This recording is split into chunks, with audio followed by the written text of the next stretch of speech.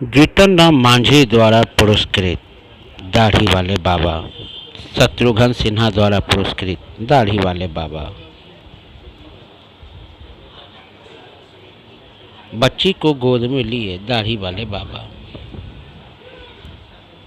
गंगा को बचाने के लिए भगवा वस्त्र पहने दाढ़ी वाले बाबा। लालू यादव द्वारा सम्मानित दाढ़ी वाले बाबा।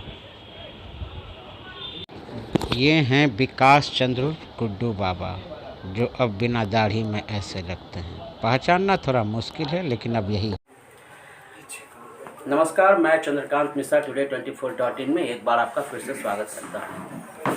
आज हम लोग आप पहुँचे हैं एक ऐसे व्यक्ति विशेष के पास में जिन्हें पहचानने में आपको दिक्कत हो रही होगी, क्योंकि इनका आइडेंटिफिकेशन जो था वो बाल और बड़े बड़े दाढ़ियाँ हुआ करती थी। हम बात कर रहे हैं विकास चंद्र गुड्डू बाबा से। गुड्डू बाबा बाल और दाढ़ी क्यों अपना साफ करवा चुके हैं, ये बात इन्हीं से हम लोग बात करते हैं।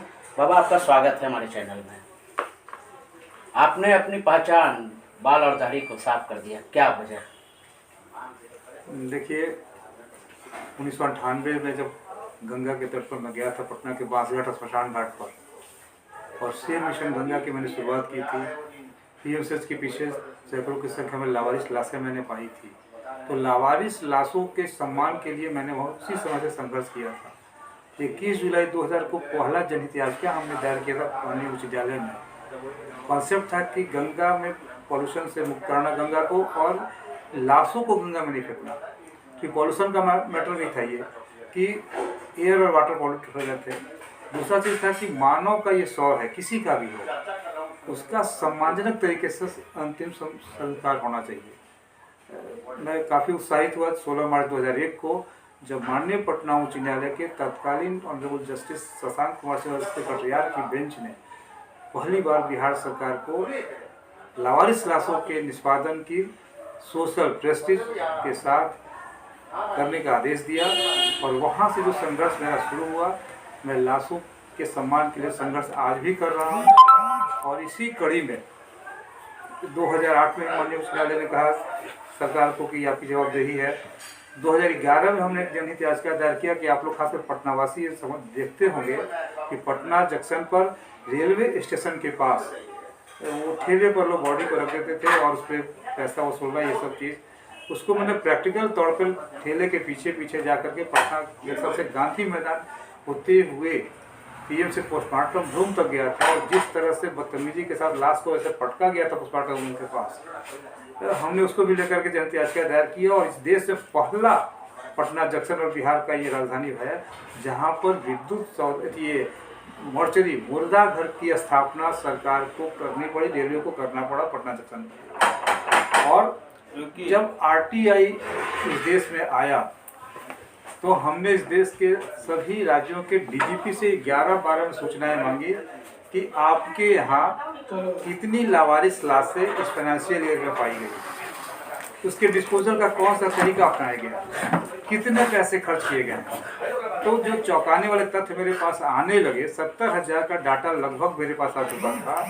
किसी राज्य में 200 रुपया, कहीं 500 रुपया, कहीं 700 रुपया, इस तरह का। और रेलवे का उस समय था 300 रुपया।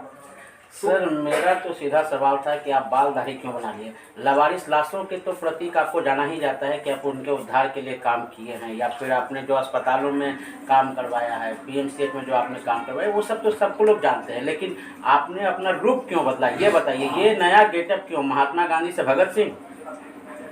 देखिए, थोड़ा सा पृष्ठभूमि जाना जरूरी है, लोगों को बताना चाहिए, जानना चाहिए कि 70 लावारिस लाशों का मुकदमा में माननीय सर्वोच्च न्यायालय में 10/4/13 को सुप्रीम कोर्ट के honourable chief justice BS Chauhan ने गृह मंत्रालय भारत सरकार से पूछा था कि गाइडलाइन और सर्कुलर क्या है इनके डिस्पोजल के लिए। यह मुकदमा 5 साल तक चला।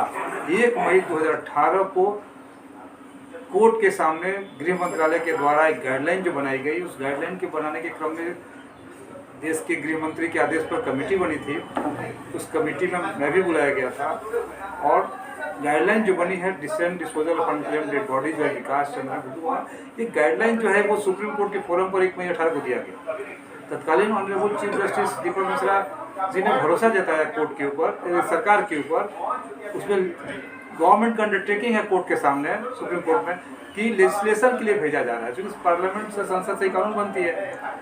लेकिन आज तक वह कानून पार्लियामेंट में जाकर फंसा रह गया लेजिस्लेशन के लिए, और कोर्ट लाशों के लिए गाइडलाइन बनी इस देश में, पार्लियामेंट में लेजिस्लेशन के लिए भेजा गया, ये अंडरटेकिंग गवर्नमेंट ने दिया, भारत सरकार ने। 1 मई 18 से लेकर आज तक कानून नहीं बना। फिर मैंने 19, 20, 21 में इस देश के सभी राज्यों के डीजीपी के माध्यम से RTI मंगाया, मेरे पास है आंकड़ा जो आया है अभी तक। एक एडिशन हो गया, हमने इसके प्रधानमंत्री को और देश के राज्य ये गृह मंत्री को बधाई भी दिया है कि कम से कम कश्मीर जो पिछले बार सूचना का अधिकार में रिजेक्ट कर दिया था गुड्डू बाबा को, एक कहते हुए कि आप वहाँ के नागरिक नहीं है इसलिए आपको RTI नहीं मिलेगा, आपको नागरिक वहाँ का होना आवश्यक है। लेकिन इस बार सूचना के अधिकार में जो सूचना आई है 1 महीना पहले, कश्मीर से भी मुझे सूचना मिली लावारिस लाशों के बारे में। तो दोनों मिलाकर 11-12 का, फिर ये इधर का 21 तक का संख्या लाखों की हो रही है। और इधर पिछले 1 सप्ताह से थोड़ा सा मैं अपने आप को अनइजी फील करता था रात में, और जो मीडिया के में जो छप रही थी श्राद्ध कर्म के ऐतिहासिक उसका जो है हिस्ट्री के बारे में, तो मुझे लगा कि क्यों नहीं मैं इनका भी जो संस्कार, जो मेरे पास संख्या है, नाम नहीं जानता, तो मैं इनके लिए जाकर फल्गु नदी के किनारे सीता कुंड के पास जाकर इनका बलिदान करूं। अपने लोगों से मैंने सहमति मांगी तो लोगों ने दे दिया। गंगा बचाओ अभियान के कुछ सदस्यों और अपने सहयोगियों को लेकर के वहाँ चला गया। तो वहाँ पर जो पंडे लोग थे, जो आचार्य थे, उन लोगों ने कहा कि बाबा आपका जीवन सामाजिक है, आप थोड़ा सा ये विधि करके भी छोड़ सकते हैं। हमने सीधा कहा कि मैंने जब से बांसघाट में गया, शमशान घाट में, जीवन में 2 तरह का काम नहीं किया। मैंने सीधी रेखा पर चलना सीखा है। जब मैं पिंडदान कर रहा हूँ तो विधिवत जैसे होना है वैसे ही होगा। पंडितों ने कहा कि बाबा 2-3 घंटे लगेंगे। हमने कहा कि जब इस काम के लिए आया हूँ तो 2-3 घंटे नहीं, जो समय लगेगा मैं दूंगा। हाँ, एक लिबर्टी चाहिए कि मैं डायबिटिक हूँ, मैं जल ले सकता हूँ कि नहीं। तो उन लोगों ने जल लेने की अनुमति दी और मैंने अपना विधिवत तरीके से, और ऐसा भी मैंने सुना है, चूँकि अध्यात्म से जुड़ा हूँ, जब कोई इस तरह की बातें होती हैं तो व्यक्ति को सबसे अपने प्रिय चीज़ को त्यागना पड़ता है। तो मेरे जीवन में चूँकि मैं दाढ़ी और बाल, क्योंकि मेरे आदर्श रविन्द्रनाथ टैगोर हैं, विवेकानंद स्वामी, तो मैंने दाढ़ी रखना शुरू किया था। और ये दाढ़ी 1997 से मैंने दाढ़ी, मेरा संकल्प था कि मैं जब तक जिंदा रहूँगा वो कैंची और दाढ़ी पर इस्तेमाल नहीं होगा। और मैंने पिताजी के और चाचा जी के श्राद्ध में भी परिवार का मामला था। तो आपने देखा कि ये गुड्डू बाबा थे, गंगा के तट पर प्रण लिया कि दाढ़ी और बाल नहीं बनाएंगे, और फल्गु के तट पर आते आते वो प्रण टूट जाता है। इस प्रण को तोड़ने में इनको 24 साल भी लग गया। बिहार में ही ये राजनीति भी कर चुके हैं गुड्डू बाबा। गुड्डू बाबा लावारिस लाशों के उद्धार के लिए जाने जाते हैं, और उन्होंने एक कहीं से उनके मन में ये बात आई कि पितृपक्ष चल रहा है तो चलो श्राद्ध कर्म भी कर दें। और इन्होंने बताया कि 1 लाख लावारिस लाशों का इन्होंने पिंडदान किया। अब 1 लाख लावारिस लाश इनके पास क्या रिकॉर्ड है ये तो गुड्डू बाबा ही बताएंगे, लेकिन सामाजिक स्तर पर इन्होंने कोई बहुत बड़ा ये काम जरूर किया है। और अब गुड्डू बाबा का जो गेटअप है वो जो चेंज हुआ है, अब निश्चित रूप से कुछ नए तेवर भी दिखने को मिलेंगे। आपके तमाम सवालों के जवाब की जीत के साथ मैं Chandrakant Mishra, today24.in। Thank you. Video को लाइक करें, शेयर करें और सब्सक्राइब करें। तमाम खबरों से जुड़ने के लिए बेल आइकन को ज़रूर दबाएं। धन्यवाद।